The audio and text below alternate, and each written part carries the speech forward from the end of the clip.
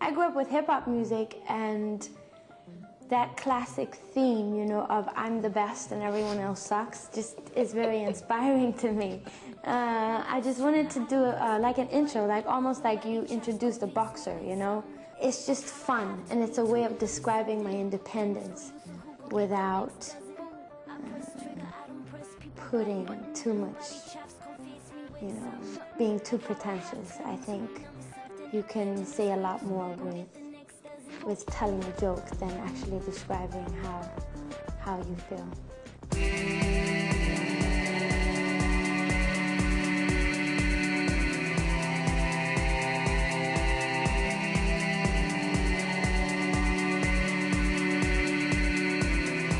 It's funny because With Every Heartbeat was not even going to be a single when we released the record in the UK.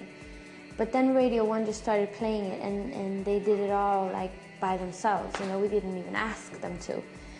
And people started calling in and requesting the song, and I think that really is, you know, a good way of describing what has happened, because it's been very natural, and it's been one of those songs that just found its own way.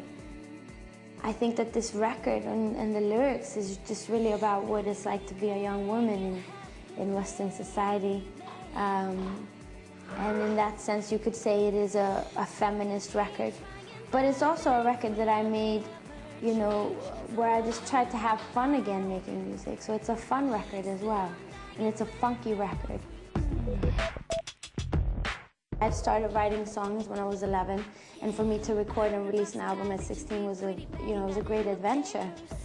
I felt that I had a lot of things to find out about myself, and so I made a second and a third album that were different from the first one, and I got in trouble with my record company. They didn't really understand what I was doing. I think Britney Spears and Christina Aguilera were having a lot of success at the time with the same kind of style of music, and my record company, of course, thought that it would just be stupid of me to do something else. And after 10 years in the industry and not really being able to release records outside of Sweden, I came to a point where I had a very strong vision of my next record. And I knew that this was a record that I probably wouldn't have been able to make with a major record company. And that's when I started my own record company, Konnichiwa Records. And that was something I did to be able to just start out from a new platform where I could stay in control over my music. I'm very happy that I did that. I don't think that this record would have been able to come about if I wouldn't have done that.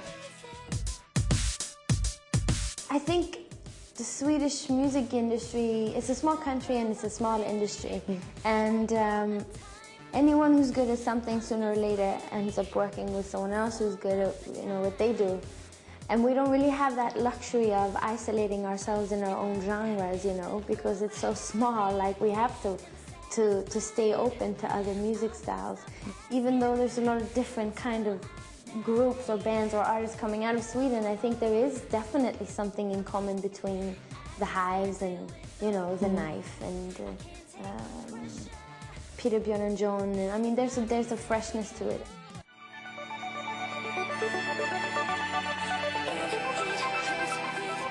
I'm very proud of the fact that this is an album made only in Sweden.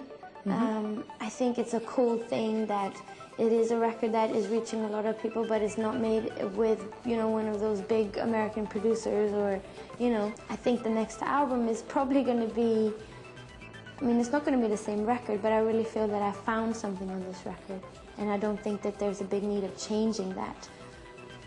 The record is about contrasts. It's about being feisty, but it's also about being vulnerable. It's about being really self-secure and also about being insecure.